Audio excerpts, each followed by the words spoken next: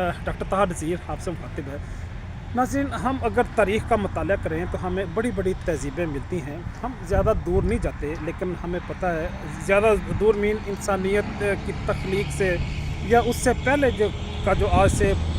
5,000 साल पहले या 4,000 साल पहले हम नहीं जाते, लेकिन हम उससे पहले वाली तहज़ीबों को अगर मुताला करें तो चाहे रोमन एम्पायर हो, चाहे वो पर्शियन अम्पायर हो, फिर यूनान उठा, फिर हमने देखा कि रशिया एक कुव्वत बन के नमूदार हुआ, उसके बाद अमेरिका आज एक सुपर पावर की हैसियत से दुनिया में मौजूद है। ये जितनी भी कुव्वतें आज मौजूद हैं या माजी में अगर मौजूद थी तो उनकी वजह ये थी कि उनकी जो कौम थी, मिल्लत थी, अवाम थी, इन फोर्सेस के साथ खड़ी थी। आज अमेरिका भी अगर खड़ा है अपनी अस्करी और फ़ौजी ताकत की एक बड़ी ताकत की हैसियत से, उनके चाहे आर्मी हो, चाहे नेवल गार्ड्स हों, चाहे कोस्टल गार्ड्स हों, चाहे आर्टिलरी हो, उनकी जितनी भी फोर्सेस हैं, उन फोर्सेस की जो फंडामेंटल और बुनियादी क़ुव्वत है उसकी अवाम है। अवाम इनको क्योंकि बड़े दिल से प्यार करते हैं और उनको सपोर्ट करते हैं। ये चीज़ ना सिर्फ मैं लोगों में रहते हुए महसूस करता हूँ, बल्कि अगर आप इस मुल्क की सियाहत करें, डिफरेंट इलाकों में जाएं, तो आपको जगह जगह इस तरह के, जिस तरह के मेरे पीछे एक माउंटिंग सी नज़र आ रही है आपको, यहाँ पे इन लोगों ने, आयोवा के रहने वाले लोगों ने इनको सपोर्ट करने के लिए ना सिर्फ अमेरिकन फ्लैग मेरे पीछे डिस्प्ले किया है, बल्कि उसके साथ साथ वो सारे लोग जो मुख्तलिफ वार में जिन्होंने पार्टिसिपेट किया और जो शहीद हुए,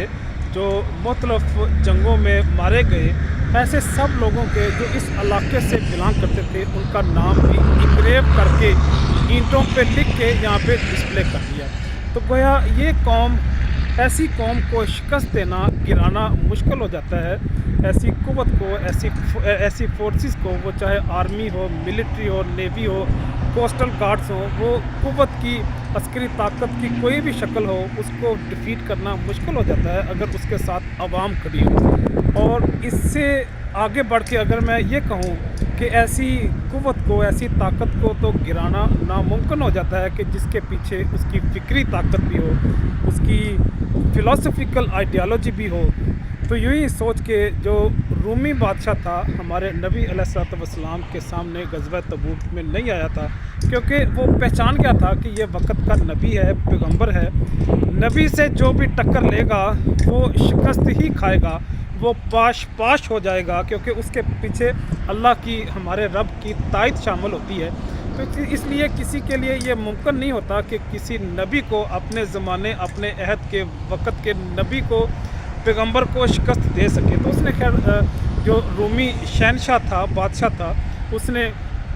दानिशमंदी का मुजाहरा किया, अपनी कुव्वत को बचा लिया, अपनी फ़ौज को पाश होने से महफूज कर लिया। अगरचे बाद में भी वो उसको महफूज नहीं कर सका, क्योंकि हमारे नबी ने कहा था कि ये दोनों सल्तनतें, ये पर्शिया और रोम, ये गिरेंगी और फिर क़यामत तक ये दोबारा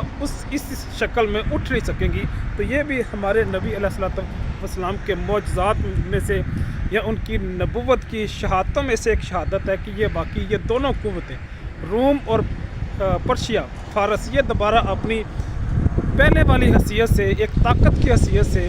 सल्तनत की हैसियत से ये फिर दोबारा नमूदार नहीं हो सकी। जो मैं बात करना चाह रहा हूँ, अगर किसी फ़ौजी ताकत के साथ, अस्करी कुव्वत के साथ, उसकी कौम और मिलत के साथ उसको अगर फ़िक्री अखलाकी ताकत भी मिल जाए,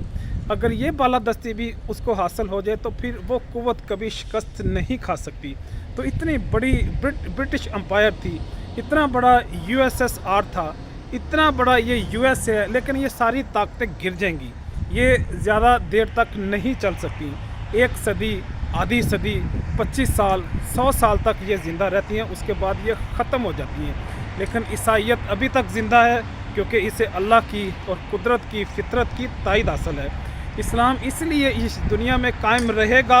और ये कायम है क्योंकि इसको अल्लाह की तायद हासिल है, इसको अल्लाह ने महफूज रखना है क़यामत तक के लिए, और इसने गालिब आना है, इसको कोई रोक नहीं सकता गालिब आने से। अगरचे कई सारी तदबीरें अख्तियार करते हैं मुख्तलिफ़ कौमें और मुख्तलिफ़ लोग,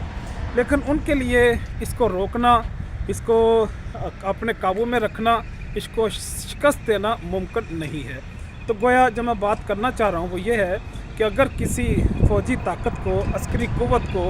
उसकी कौम की, मिल्लत की, अवाम की तायद हासिल हो जाए तो उसका मुकाबला करना, उसको शिकस्त देना मुमकिन नहीं रहता। और इसके साथ साथ अगर उसको फ़िक्री और अखलाकी बालादस्ती भी हासिल हो जाए तो फिर दुनिया की कोई ताकत उसे शिकस्त नहीं दे सकती। इसका नज़ारा हमने रिसेंटली